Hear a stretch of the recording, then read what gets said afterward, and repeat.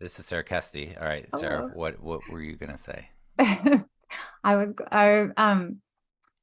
whew, we're being silly here today.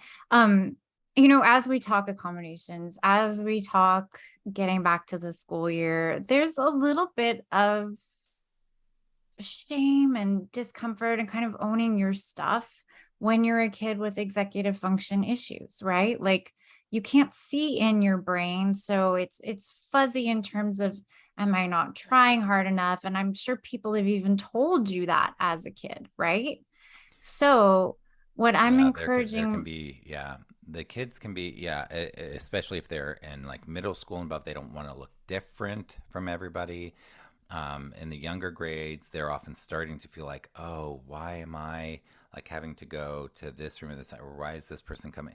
And they really, yeah, there can be, and sometimes people do get direct messages of you're being lazy or you're not trying, or like these things that are just so shameful and mean. But they're from well intended people who think they're trying to help, but they're just like in even little digs like these kids. So yeah, that's a great point to start with.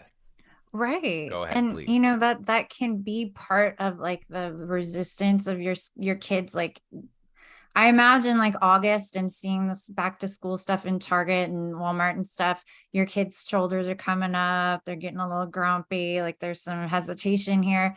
Because school is a place where they maybe don't shine as brightly as they actually do shine. And so just taking some time right now to validate that, like, yeah, here are some of the things, and this is tricky. And there's a couple of perspectives I want to share with you. One is that your kid is a time traveler. So bear with me here. I love your metaphors. Some of my coaching clients call, like, kind of think of themselves as they have future brains. Like they have brains that are problem solvers and able to hyper focus and really like broad range, outside of the box kind of thinkers that will be super valued when they're adults.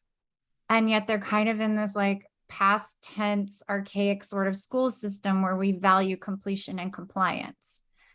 And so helping your child see where their strengths can really be assets right now and in the future, and kind of offering them that time traveler perspective can help, because then it's not them, the human, that's wrong.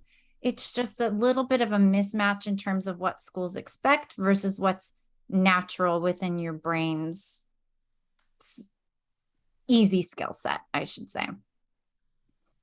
And then another thing is, as they're kind of coming into their own and learning about their accommodations, there's really no timeline for self-acceptance. It's going to come in little chunks, and then you're going to think it's solid, and then it's going to be tested. And so be patient with your kid as they're sort of owning their stuff. And I can say from as a human with a physical disability, I couldn't really openly share that until I was almost 30.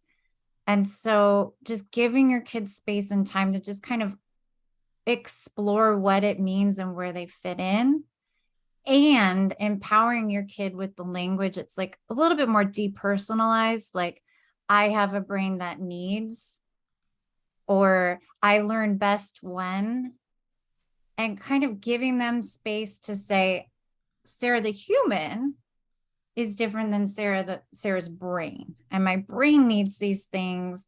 And it just sort of depersonalizes enough that it's safe to talk about without feeling personally attacked or like you're failing or you're lazy or it's a character thing. Very good distinction. Yeah. And I talk a lot about the depersonalizing in the positive way and being, using terms that are more objective and less judgmental. So we're not saying, yeah, you or I, blah, blah, blah. I'm such a lazy person. I'm so unmotivated. My brain has a hard time getting started sometimes. My brain has a hard time organizing things so I can make life easier. And the last thing that I think I would add to what you're saying is also, in terms of the self acceptance, is the self acceptance of the positive too, and like the really, flooding them and overwhelming them with how awesome they are and what their strengths are and their talents and their gifts and these things that I made in my teacher video for the bonus for the all access pass, I was talking about know your worth as a teacher. And as one of the things I was talking with him about, and this is similar to with the kids, like how much they do and aren't noticed for, that they just do is the job, like all day, every day, like they're doing, and people don't even notice, and they don't even often notice. Like it's so normal for them. But the same thing with these kids, like they're doing so many things in their play, in their normal, like in their social lives and things like this, that can go so unnoticed and that aren't measured in school, but that are really important characteristics and qualities of this human being to develop and build upon and notice, so that they cannot, their self acceptance is also, I am really good at this. I am really talented at this. I am. And I'll mention one kiddo. We had this kiddo who was, they were, this is an eighth grader who was able to figure out like all of the getting through all of the firewalls. I don't even know what to call them. All the things in the internet at their home to get through all, and even to get through the school stuff and figure out like how much executive function and skill and talent and strengths did it. Now, they got in some trouble for some of these things, but look at what they have built, really valuable skills, and to really notice it and be like, these are really good skills. Yeah, so you probably shouldn't have done this, but how can you use this and build on this and use it for good and develop these, like don't miss that stuff. So anyhow, that's the only other thing I wanted to Right. add. Yeah, yeah. I know it's funny. I think you and I have similar brains. Like I had a student that changed the HTML code to make work look like it was done because it was a coping mechanism for overwhelm, but also like, wow, yeah, school, dude. And don't do it again because, there's some fallout and he definitely had, negative consequences from it. But at the same time, it was like, all right, let's harness this outside of the box thinking. Let's lean into your strengths for when we do find a deficit. What do you already have that we can sort of, it's like Mm. looking in the cupboard, right? Like, I need to make a recipe. Let me see what I already have and then use it to make this new skill. You do. You have the best metaphors ever.